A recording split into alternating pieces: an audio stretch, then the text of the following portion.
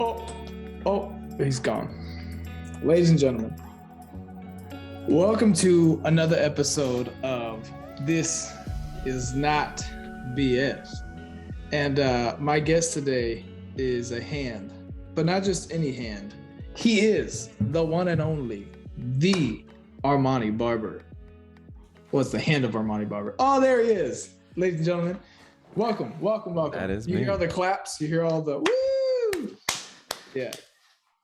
I feel like that didn't do you too much justice. So I just want to tell some people about you right quick. This is Armani Barber. He's an actor, an entrepreneur, a script writer, video producer. He is a drummer. He is a guitarist. He is a gamer. He is one of my best friends. And he's been on shows somewhat behind the scenes or involved in The Walking Dead, Grey's Anatomy, and Shazam 2.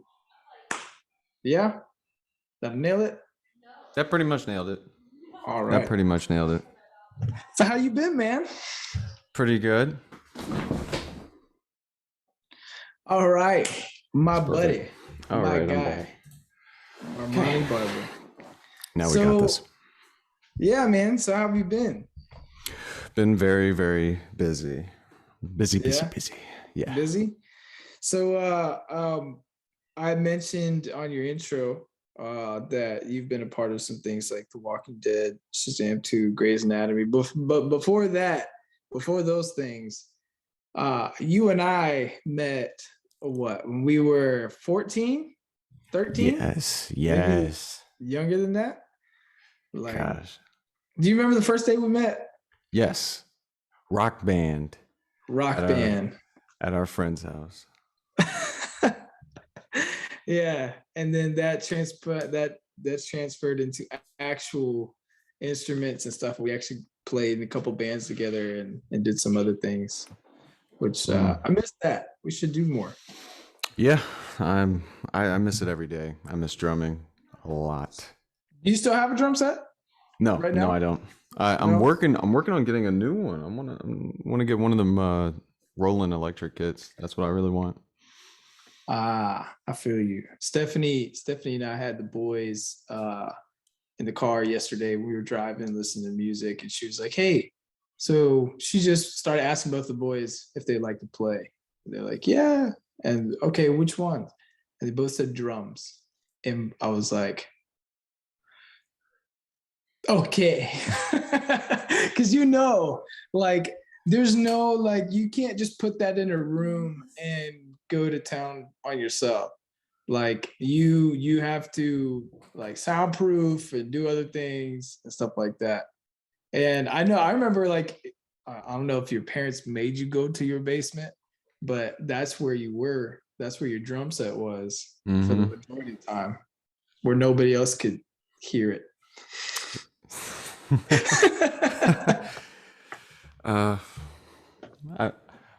I miss the sound.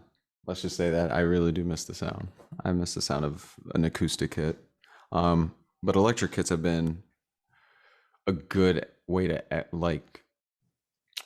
practice, do exercises and stuff like that. I definitely have leveled up a lot since the last time I played an acoustic kit. So I like the way you said that. Like you leveled up. Yeah. What's funny is, like, every time you and I, like, Armani and I will get together like once every so often, and we'll play music together, and then we won't play for like a year or two, and then we'll come back together. Well, we'll play separately, but then we come back together, and it's like our skills are always like more and more and more and more. And every time we play together, it's like just jamming together. It's just gelling. So yeah, man. First of all, I love you. I love your talent. I love everything about you. You're a great friend, good guy.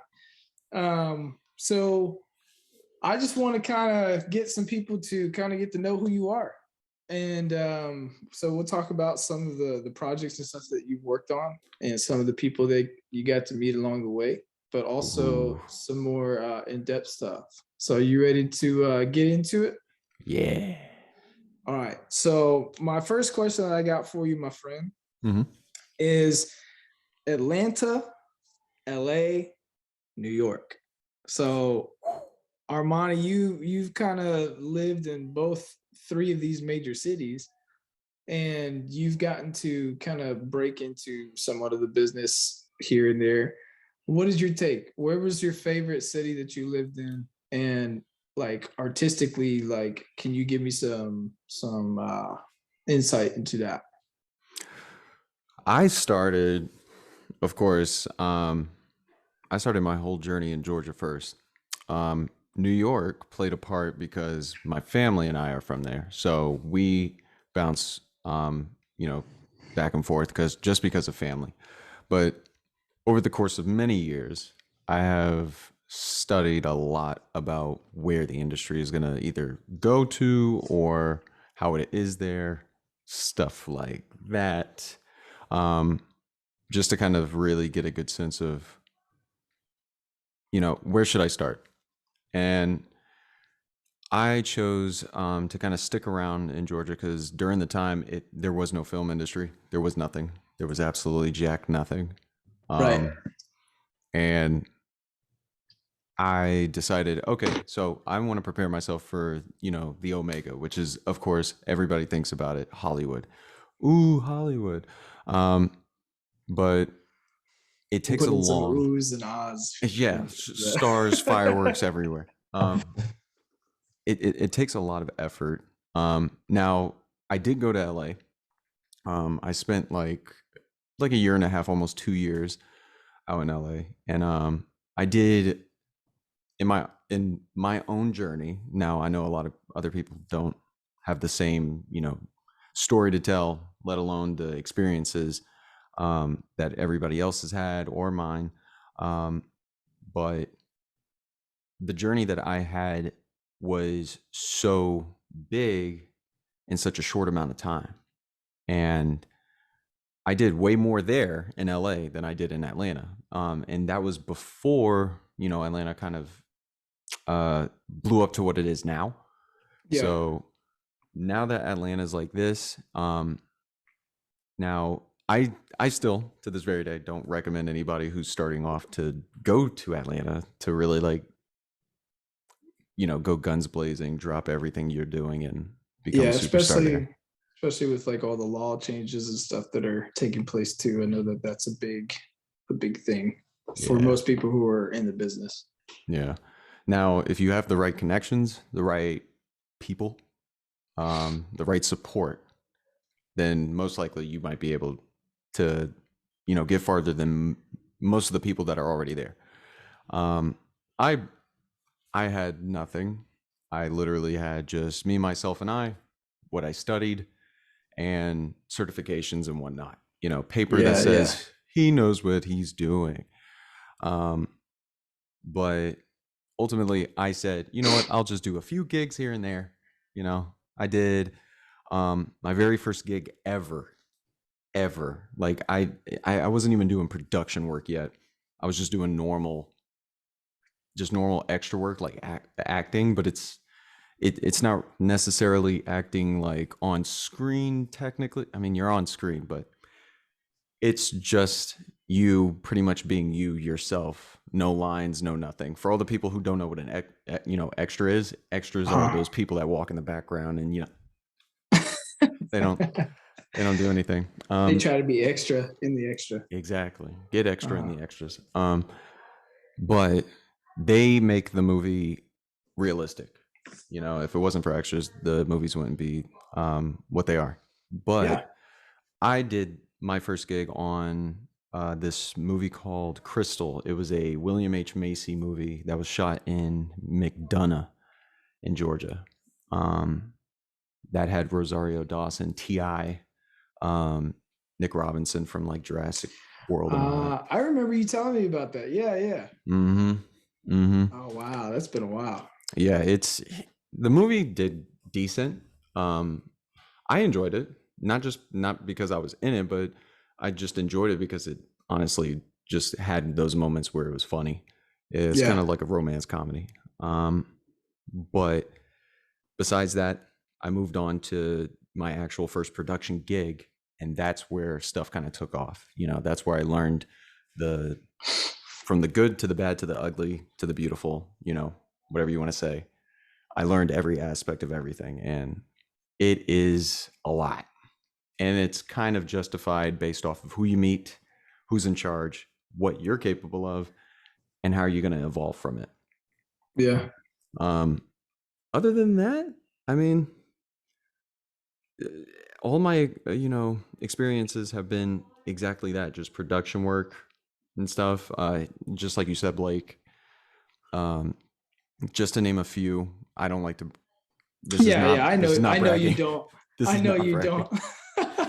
This is not bragging because it was a job. It was uh, not paradise. But there were a few places like Tyler Perry's studio, Medea's family funeral. Um, what else? There's Shazam, of course. There's Black Adam. I did special effects office work in downtown Atlanta for that. Um, then when I went off to LA, I was doing more so commercials and advertisement type stuff, like Mike Tyson's uh can what do you call it, cannabis drink, believe it or uh-huh. not. um did that. uh there was a like a stage thing that my acting coach, who is Miss Vernee Watson, uh she's an award-winning actress, and she's taught me a lot. um she did like a whole stage thing for this kind of like school program. So not only was she mentoring me, but she was mentoring a bunch of people who were my age, teenagers, kids, you name it. She was just going all in.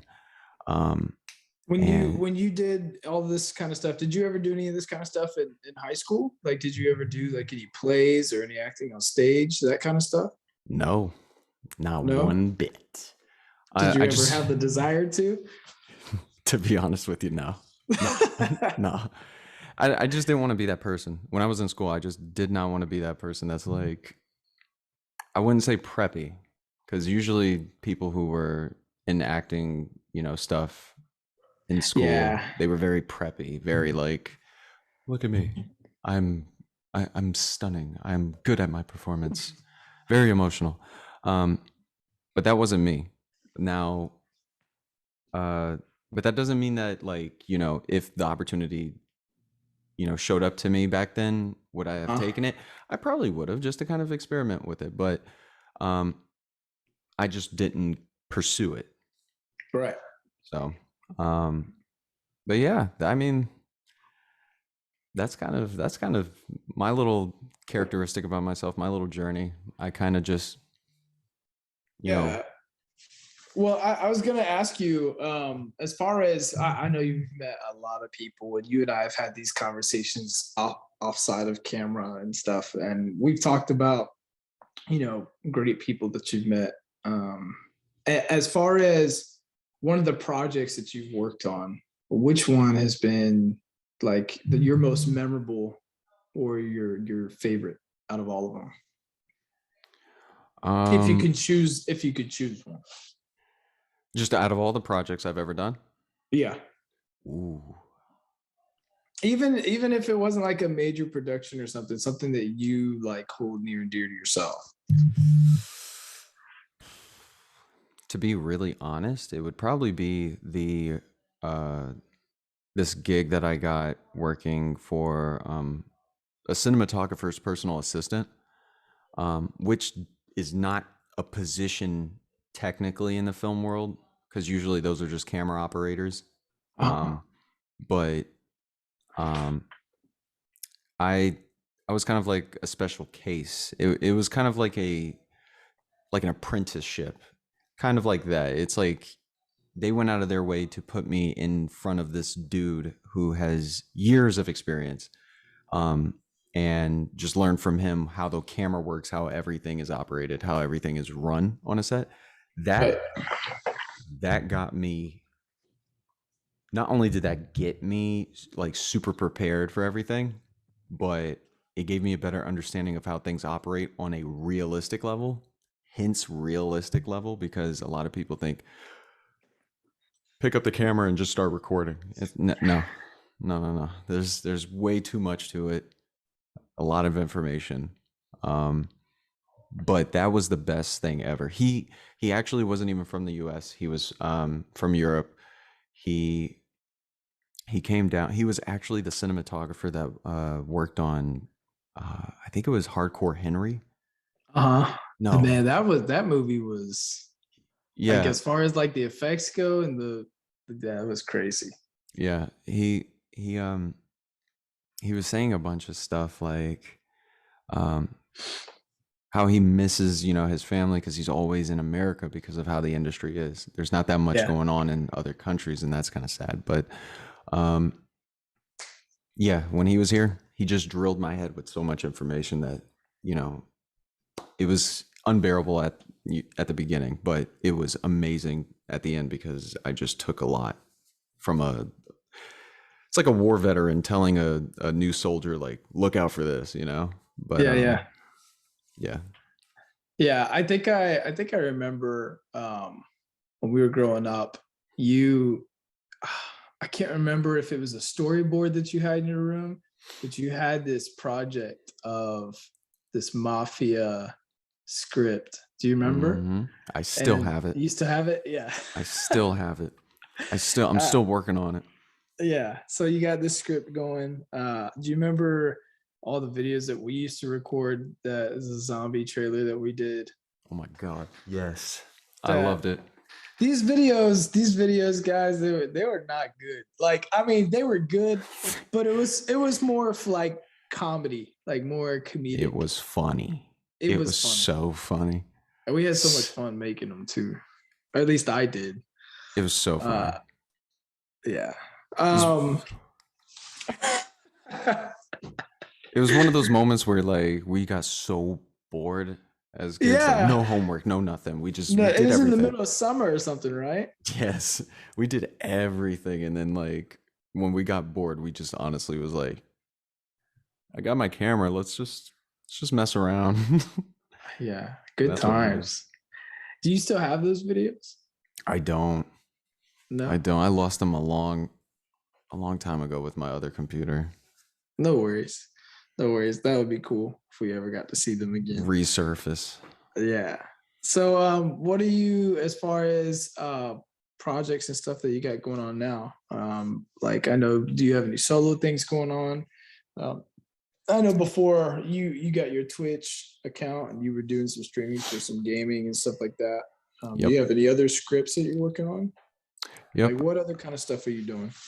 I'm uh I'm doing a lot. I'm juggling a lot. I shouldn't be juggling so much just because my attention needs to be placed on one thing at a time. But uh started just like you said doing Twitch stuff, streaming, just to kind of get a good sense of how to, talk to the audience, pull you in. But when I was doing that, I told myself, let me back up and let me start actually working on scripts. So I've been working on like 4 scripts of mine. They're Yeah. all in the early stages. They're not like 900 pages in or anything like that. It's literally like all the brainstorming is done. It's just now the physical work of coming up with dialogue, making sure the plot is what it is. And then besides both of those, besides the streaming and the script writing, I'm currently working at Universal Studios in Orlando. So I'm doing that. I'm doing Yeah. performance there. So I'm working on acting, script writing, you know, starting up the whole Twitch thing eventually again. Um, Either on Twitch or on YouTube. I'm not 100% sure, but everything is in the works. Um, I'll tell you my latest one, my latest script. It's really basic, but I think a lot of people don't really do it, or they do it wrong.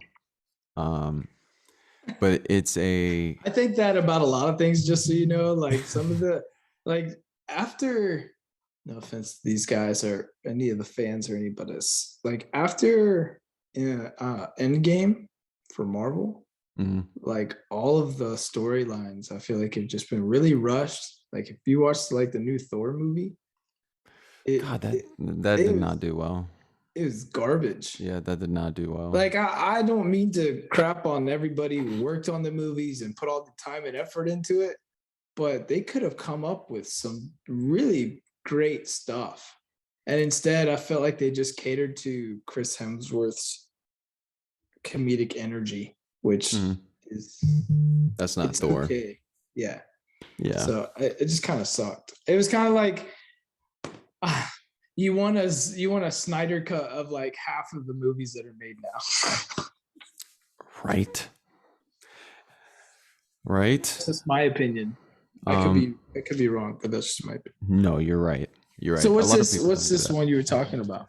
Um, Sorry, I didn't mean to cut you off. no, that was a good like transition into it because I movies like that just make me so mad. Like when I script write and stuff, I try to avoid stuff like that.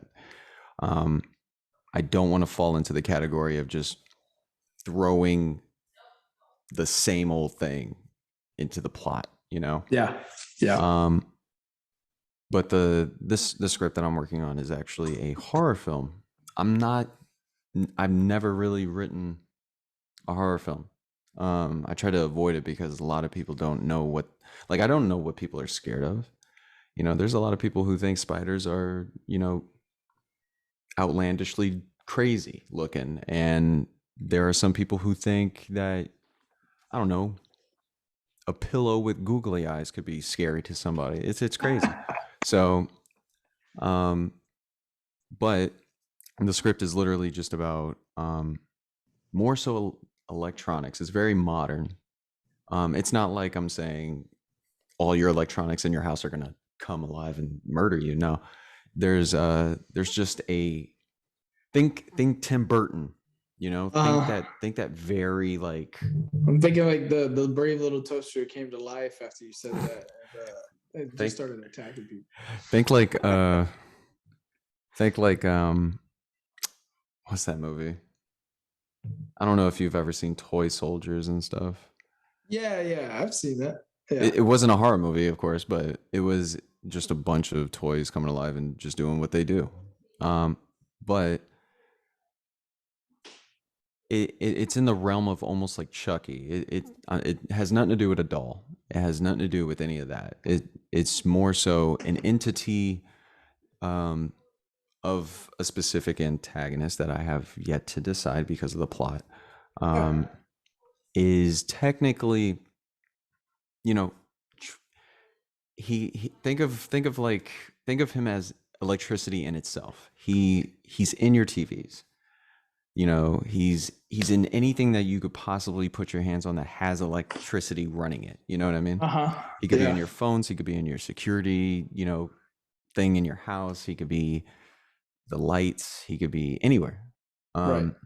And there's a whole elaborate story as to how he became that. And it's not anything cheesy. It's not like he, you know, stuck a fork in the outlet and became Electric Man. Like, you know, none of that. It's a very dark and very like I wouldn't say black magic, but just very different outlook on how a person can be transformed. I want to say it almost did what Sandman did in Tommy Maguire's The Spider-Man. Spider-Man 3. Yeah, like Yeah. how he was in the wrong place, wrong time, and that little machine just transformed him. You know what I mean? Uh, Yeah. And some of those stories like where the character has like an accident happen to them at the very beginning and mhm, like they didn't choose something, but it just kind of morphed them into what it is. I mhm, I yeah, I totally get that. Like yeah, that, I think that sets the stage for a really good story. yeah. And but That's like, go ahead. I was gonna say it's just more so the I, first half, like the first quarter of the script is literally just you getting to know this person, and then it kind of goes south. So yeah. you kind of learn the ins and outs of this person before you start seeing the whole real story unfold. So Well, um, that's really cool. I'm really excited. If you need help, let me know. I'll always, give you my opinions or whatever. Mm. I got my script that I had been working on before, and I sent it over to you. Uh, it's still in the works. That's okay. Yeah. So That's okay. if it ever comes to light, well, you guys will see it, and if not, then you won't. So I just got a couple of questions here for you, my man. First off, what are some things that has like stunt your growth and like personally, and what are some things that like stops your growth as far as like creativity? Like when you're in a creative space and you're going and you're writing a script or you're doing a project or you're in a really good headspace, what's something um that stops that creative process? Like that's what's something that kind of like continually keeps coming up that like puts you out of that process. To be honest with you, it's almost. I'm not gonna lie. It's my mental. It's just more so like just um It's the the mental game. yeah. It's kind of like writer's block. It's creative block. I guess we would say, and stuff happens, especially in life, and it changes your outlook on certain things, how you feel about certain things, and you're always evolving, and therefore your work is always evolving. You know what I mean? So Mm-hmm. it kind of sets you back, but it also makes you want to like push forward even harder. But you always want to take off, add on, take off, add on, take off. Um, Yeah. and that's kind of where I'm at. It's a struggle because it takes a lot of diligence to really push through it, as well as be okay with saying, I'm done with this. Like I worked on this, I am done with it. I'm not gonna reread it or reshoot it or rewrite it, whatever. I'm just gonna let it go, do what I can with it, push on to the next project, and keep going, or just work on something. You know. Right. Got you. I think a lot of times I do that myself. It's the mental, and not just me. I think a lot of people do that. They get stuck in the doubts and in the sometimes it's being afraid to do stuff because there's a lot of things that I've started, but there's a lot of stuff that I didn't finish. And sometimes I guess it's just knowing like my own limits or one's limits. Like you get to a certain point through a project or something, and it's not that you're quitting, it's that like this is either uninteresting or you're not finding like any fruit in like what you're actually doing. Hmm. And it's okay sometimes to actually walk away from something Yeah. that you don't see going well. Mm. That being said, obviously here comes the opposite side of the coin. What is some things that helps you get back on track? What are some things that help the creative process? Like what are some things that inspire you? What are some things that keep you going? And what are some things that when you're off of the creative track that like kind of bring you back full circle to be more creative? To be honest, again, I would say I do my best to do everything that I like to do, which is I shouldn't say study up. It's more so my brain is just wired like that to say study up because when I watch stuff or when I play video games or whatever, it I read on how things operate Yeah. in those things, like the dialogue, how they run, how they shoot, how they talk to each other. That's just Uh-huh. the critique in me, or critic. Um, You know what? No, I can attest to that because we'll be like doing something and we'll stop and it'll be like 20 or 30 minutes. And like when we're playing games or something, I'm like, Armani? You're like, yeah, hold on, I'm almost done. And you're hmm like reading up on how to do something specific or where we need to go next or something. hmm And Yeah. so that you have a lot of patience, my friend. And I do too. But I don't. Sometimes I'm like skipping ahead to like the videos, like the end, to figure out what is what. Mm. But yeah, I admire that about you. Yeah. You can gush and blush now. I'm gonna go cry. By the way, since we're talking about gaming, do you see what shirt I am wearing right now? Mass Effect 3. Do you know who gave me this shirt? You did a long time ago. And you know what's funny about this? So like anytime like I wear a suit or tuxedo or something, or like you're going to a wedding, or if you're going out to like a special event or something, and you got to dress up nice. Mm. What's really, really funny is like people will tell you that you look good, or like they'll compliment your hat or your shoes or whatever you're wearing. Or sometimes like I wear like I have these red Converse. I don't have them on right now, but like I really liked them. And I asked like the 6 or 7 people I was with when I bought them, I was like, "You guys like these?" And they're like, "Yeah." And one guy was like, "Blake, it only matters if you like it." And I was like, "Yeah, I know you're right, but I was just curious about what other people think, because who doesn't do that?" So one of the people was like, "No, I don't like them at all, because they don't like Converse. Just in general, she didn't like Converse, and that's okay. That's her opinion. She's entitled to that."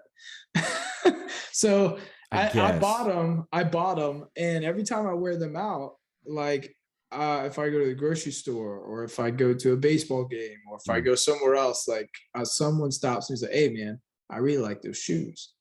But the one thing that I have gotten like the most compliments on is this shirt. And I mean, this is one of my favorite games ever, is playing the Mass Effect trilogy. And because I just completed the Legendary Edition, which took forever, because you can do like all these different stories or whatever. It's a long like game. the pizza dude will show up at the door, and I'll grab the pizza from him, and the dude's like, "Hey man, I really like your shirt." I'm like, "Thank you." It makes you smile. And close the door, and then like you'd be out in the grocery store, somebody else will stop you. "Hey, that's a really good shirt. I like that game." And like they like the advertisement. But this one shirt is what I've gotten like the most, "Hey, that look good." Or, "Hey, I like that." So I thought that was funny. So thank you for this shirt. It's really good. And I thought, because you and I are doing this together, one podcast that we've been talking about doing for a long time, and we'll probably, we'll do this more, obviously. But yeah, so we were talking about the creativity and kind of what gets you going, and what kind of keeps you back in there and what inspires you. Do you have any people that you look up to, like as far as heroes? Ooh. I'll give you an opportunity. Three. Okay. Three heroes from music, Okay. entertainment, in life, family, friends, whoever. 3. Okay. So number 1, it'll always be number 1. Steven Spielberg. Okay. I just find everything about I'm not saying every movie that he's ever made is amazing. I'm just saying the way he handles things is almost, perfect. So, I would say number 2 comes from the music industry, and that would be, you already know what I'm about to say. TB, Travis Barker. Now, a lot of drummers, lots of drummers will not agree with what I just said. I don't know why. I feel like a lot of people are just very... I think they're jealous. Either that, or they're just like, no, it's, metal music. He can't even do that. He can't do double bass.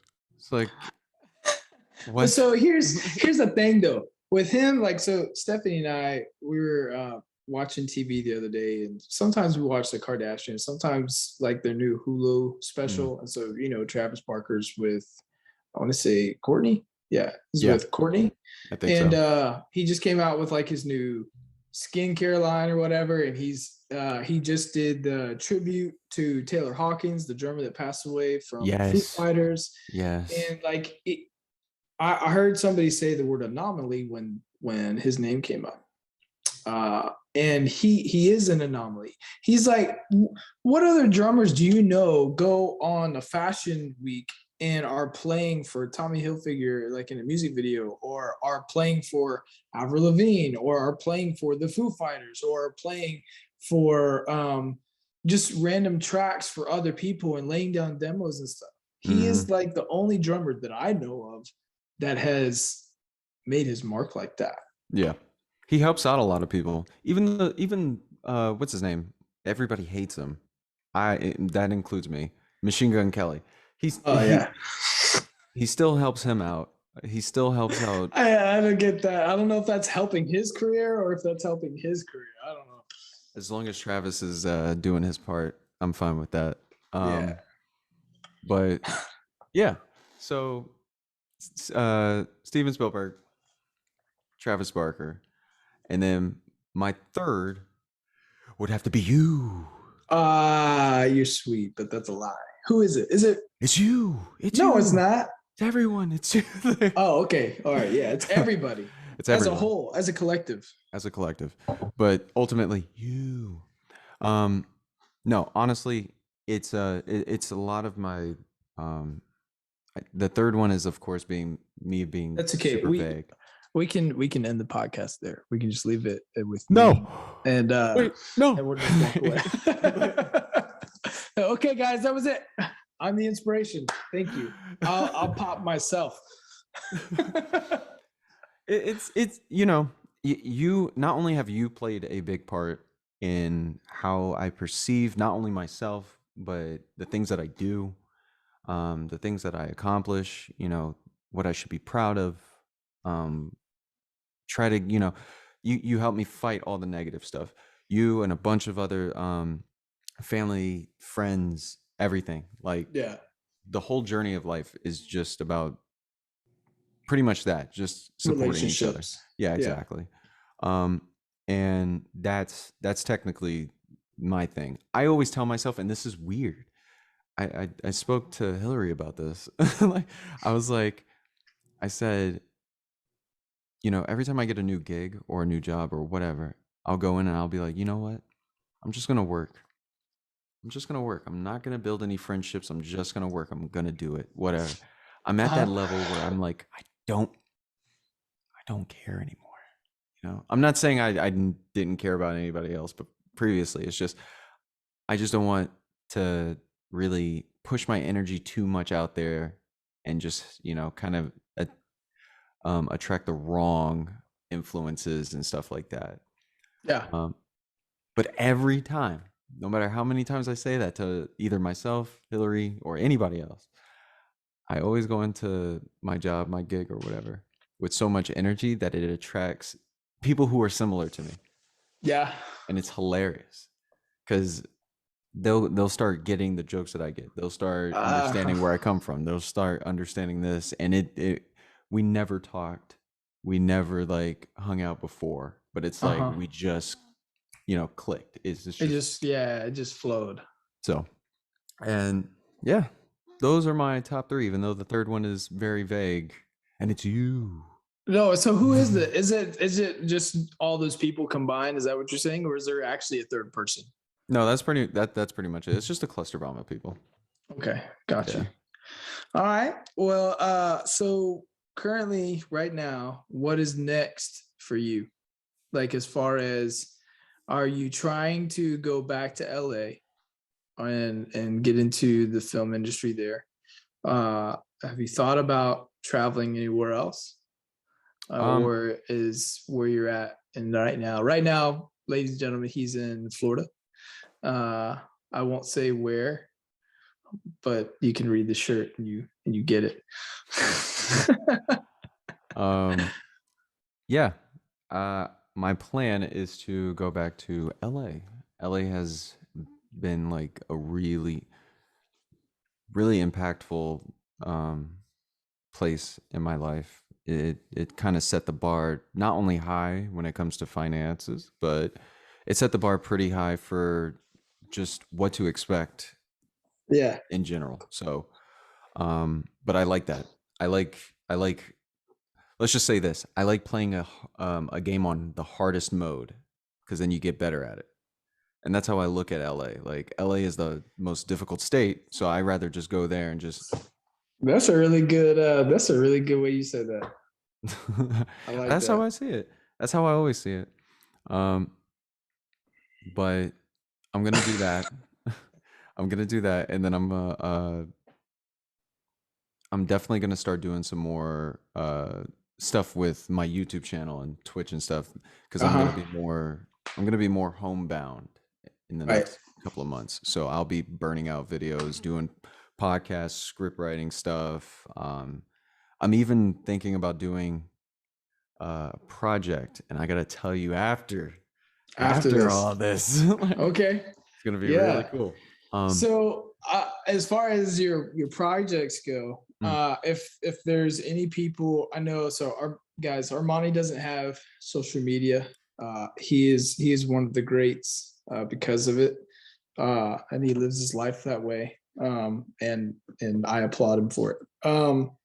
But if there are people who want to reach you or get in touch with you because they want to do projects with you or they want to know more about you or anything like that, is there a way that they can get in touch with you?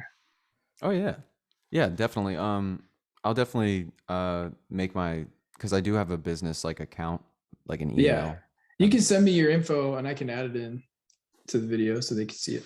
Yeah, of course. And anybody is welcome. I like talking to anyone and everyone. Because Except for that one guy. And you know who you are. Yeah. You know who he is. don't contact me. Yeah. um, but anybody is welcome. Anybody. And because I like to not only either I don't like saying the word teach because that sounds very cocky, but um, I like to take what I have learned, throw it out there Sure. for somebody else. But I also like to learn from somebody else, because whatever you may know, you, I may not know. Right. So it's always a good thing to just, team up and just do stuff. So Right. I agree with that 100%. I think when you collaborate with people and you work together and you do more, you mm, learn from each other, and you create a better atmosphere as long as you know camaraderie and stuff is there. mm, All right, I got one last question for you, my friend, got it. and we asked this. I asked this to Stephany. We've only been doing a couple episodes now, but and she asked it to me, and so our plan is to ask it to everybody who comes on the show. Perfect. And this is not BS. This is truth. This is straight raw. This is what it is. And the reason we call it that is because we want people to be authentic and not, even though it is a show and we're gonna put on a show, it's not putting on a show. Irony, if that's the right word. But yeah, so like there's an episode we haven't aired it yet, but like Stephany and I had to like stop and cut out like a whole section just because like I myself, like we were talking about fear and I started having like PTSD and all this other stuff. We had to like stop, and it's in there. The episode, when you go watch it, if you haven't watched it, it's a good episode. Not because I broke down, but because it's really good teaching moment. Mm. I think it was called "Everything Fell Apart in This," including Blake. I think that's what we called it. But it's this is raw. This is real. We're going to be interviewing a lot of people, and I'm so happy that you came on here, and we'll definitely have you on again and talk about more stuff as much as we can. Um, all right, game. I'm gonna ask you this last question. But before I ask you this last question, I got one more question for you. For all the gamers and all the people out there who love video games and playing video games and card games, all other sorts of stuff that we love. Are you give me three of your favorite video games, three of the all time. Go. Ooh. Oh, man. Yeah, you didn't see that one coming. Okay, so old school. Let me throw it all the way back. Frogger. I grew up on that. Wow. So Frogger, Wow. yeah, Frogger's my OG. I did Um, not see that coming. Frogger's my. I tell you, man.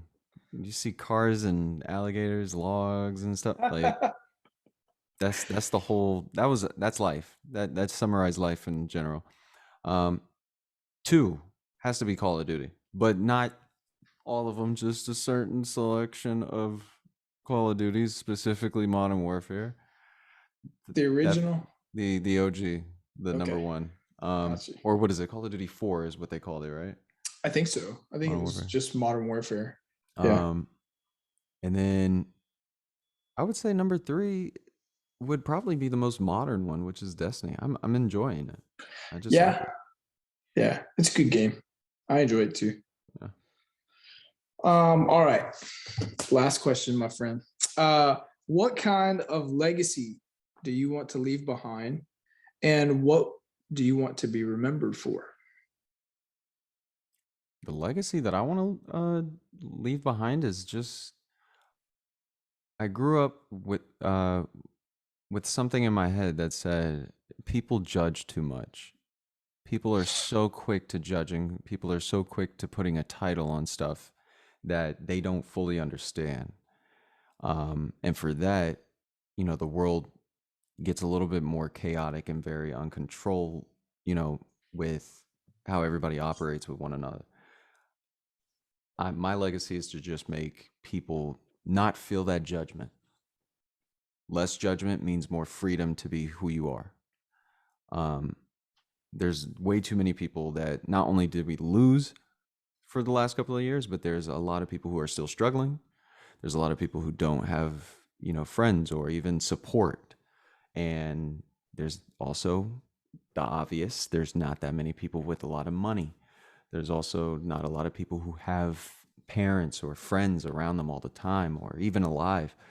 So, they all they can really get from society today is just judgment because that's just how everybody's been dealing with it, especially social media. And that's exactly why I took a break. I took a break because I was like, let me focus on myself because, you don't want to keep looking at something that's going to either make you mad, sad, or make you question what you're doing. That's terrible. That's absolutely terrible. You should always believe in not only yourself, but what you're doing. And yeah, just be positive, just stay positive. And I think that's the type of legacy I want to leave behind with a lot of people that I communicate with. It's just don't judge others, don't judge yourself. Just, be okay with who you are, be okay with how other people are, because just because you're okay with them being them, their selves, Yeah. it's that doesn't mean you have to be their friend. That doesn't mean that you have to, always be there for them or whatever. Whatever the case may be. The thing is that you don't want to just be that person that goes, look, he got a Mass Effect 3 shirt on.